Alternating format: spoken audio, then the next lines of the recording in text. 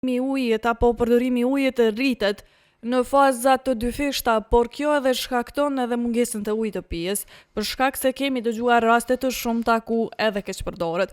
Por se si qëndron situata dhe ka menaxhim adekuat kompania rajonale ujësjellësit, do të inkuadrohemi me njëherë me mikën tonë të emisionit Folmoarin, zonjën Arieta Mjeku. Përshëndetje nderuar.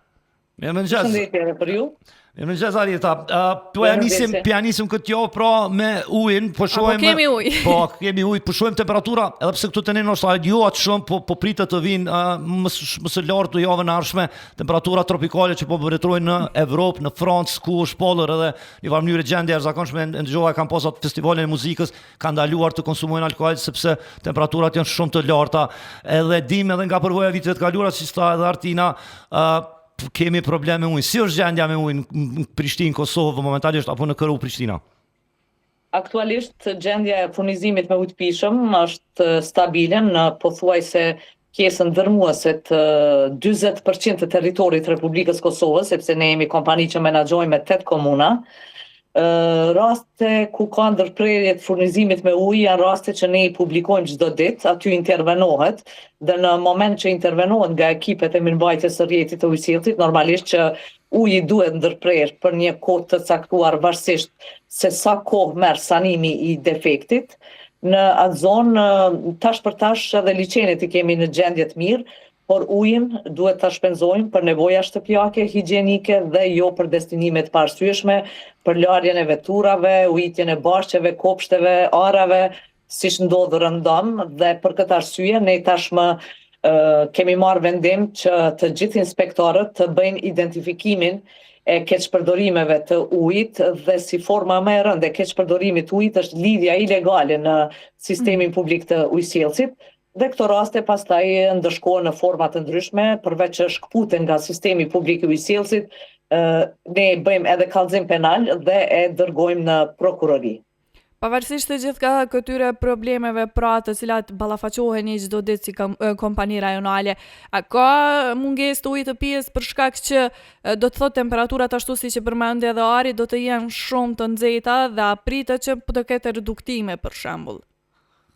Po, nëse temperaturat do të jenë ekstreme, siç është paralajmëruar edhe nga Evropa, atëherë problem mund të kenë pikat e larta të furnizimit, sepse uji çdo herë apo konsumi rritet në pikat e ulta, sepse ne nuk menaxhojmë me rezervuar që i kanë të vendosur në ndërtesa konsumatorët, dhe normalisht se i mbushin rezervuarët, përveç që e shfrytëzojnë ujin nga çezmat e tyre, mbushin rezervuarët e tyre dhe uji mund të mos arrijë në pikat e larta, por edhe një gjë e them se ndërtesat e reja kolektive të ndërtuara pas lufte, e kemi cek disa herë, duhet të kenë vendosura pompa brenda ndërtesave në mënyrë që uji të arrijë në katet e larta, mbi katin e 5, sepse ne obligim ligjor e kemi dërgimin e ujit deri në minimumi 1.5 bar, apo thënë në metra lartësi është 15 metra lartësi, dhe përbi 15 metra konsumatorët bashkë me investitorin duhet vendosur pompa në ndërtesat e tyre. Nëse ne fillojmë ta keqpërdorim ujin e pijshëm, duhet ta dimë që ne mund të kemi ujë në pikat e ulta, por pikat e larta do të kenë mungesë të ujit të pijshëm, sidomos katet e larta.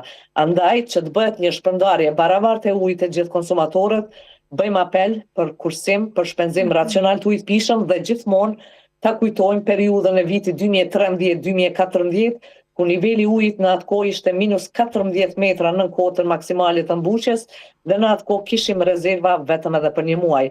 Por tashmë është një situatë tjetër, kemi ngrohjen globale dhe mund të kemi temperatura ekstreme, andaj t'i ruajmë këto burime dhe t'i mbrojmë për periudhat e ardhshme. Ju e përmendet që qytetarët duhet mendoj edhe për të tjerët, pra në mënyrë që ta shfrytëzojnë ujin në mënyrë racionale, që ata që gjenden në katet më të larta apo në bregjet më të larta të kenë ujë. Po ka ndonjë sistem tjetër, zonja Mjeku, që kjo të sigurohet apo se për shembull gjatë javës së kaluar kemi marrë përsëri ankesë nga fshati Bërnice e Epërme, të cilët e ditë tash disa vite non stop kanë probleme dhe po shihet që ato duhet më vendosni një ventilleri apo një pumpë re. Pastaj kemi pas Tiranës edhe nga lagja Mirdita o Bileq, ku kanë thonë që 2 javë ka probleme se një prishje, kështu e kanë marrë përgjigjen. Po ashtu probleme edhe në Drenas edhe në Glana Sell, paka shumë që 3 muaj kështu kemi marrë ka reduktime konstante. Pse po ndodhin këtu, sepse i kom premtu që do të marrin përgjigje dhe kur mund të kemi një përgjigje që mund të ndreqet të stabilizohet furnizimi me ujë në këto vende? Gjitha pagesat që bëhen për shërbimet e ujësjellësit, ne çdo herë kemi thënë, këto pagesa është obligim ligjor i secili qytetar që të bëj pagesën për ujë, sepse uji trajtohet dhe ka një kosto të lartë. Me këto pagesa të qytetarëve, ne investojmë në infrastrukturën e rrjetit të ujësjellësit, në ndërtimin e stacioneve të pompave, në ndërtimin e rezervuarve të rinj, në ndërtimin e 9 stacioneve të pompimit. Andaj ne kemi plane afatgjate që në pikat të larta të ndërtojmë stacione të pompave në mënyrë që ata konsumatorët kenë furnizim me ujë. Por kur një konsumator vendos që ta ndërtojë një shtëpi, gjëja e fundit që pyesin nëse a do të ketë ujë. Domethënë ujin e marrin që uji vjen aty dhe nuk kemi me pas problem. Domethënë pyetja e fundit është ujë a kemi apo nuk kemi. Ka konsumator që kanë ndërtuar shtëpi mbi kuota, mbi pikat të rezervuarve që i kemi. Dhe është e pamundur që ata konsumatorët furnizohen me ujë të ujësjellësit. Andaj, fillimisht, para se të ndërtojnë, para se të blejmë ndërtesë apo ndërtojnë shtëpi, duhet pyesin se a do të ketë furnizim me ujë dhe a mund të ketë ndonjë vështirësi në marrjen e këtij shërbimi jetik, sepse rritja e vazhdueshme e numrit të konsumatorëve i bën të pamjaftueshme burimet e ujit që i kemi në dispozicion.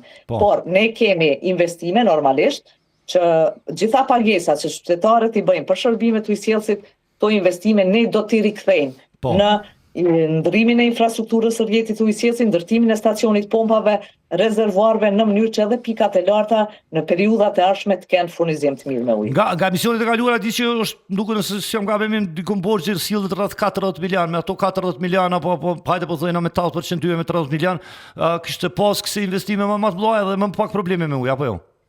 Po normalisht, sepse do të ndërtonim stacione të pompave, do ndërtonim në stacione të pompave, rezervuar të ujit, domethënë borxhi është 40 milion vetëm nga sektori i ambistrisë. Ndërkohë nga sektori i bizneseve të vogla dhe të mëdha është 5 milion euro.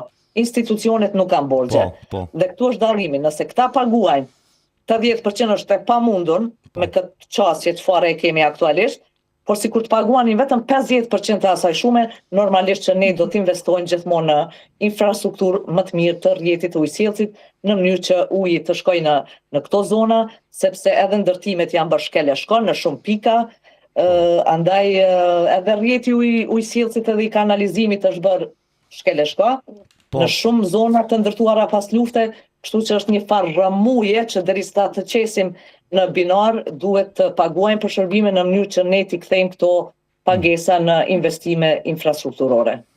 Po të kuptoj plotësisht dhe shpresojmë që këtë mesazh e marrin edhe qytetarët në bashkëpunim edhe me autoritetet komunale dhe ato nacionale të mblidhen këto lekë dhe të bëjnë këto investime. Arjeta e di që ne kemi marrë nga faqja juaj edhe listën e vendeve ku do të intervenoni sot, që do të thotë se gati çdo ditë, jo gati, po çdo ditë ekipet e juaja po punojnë në rrjet, kështu që ju përgëzoj dhe dëshiroj një javë të suksesshme. Si dhe ju faleminderit për herë që ne dërgojmë ankesat edhe përmes mesazheve, përgjigjet që i jepni për emisionin. Faleminderit shumë. Faleminderit për kontributin tuaj, karshi neve si kompani, por në veçanti ndaj konsumatorit. Ju faleminderit shumë, ditë të mbar.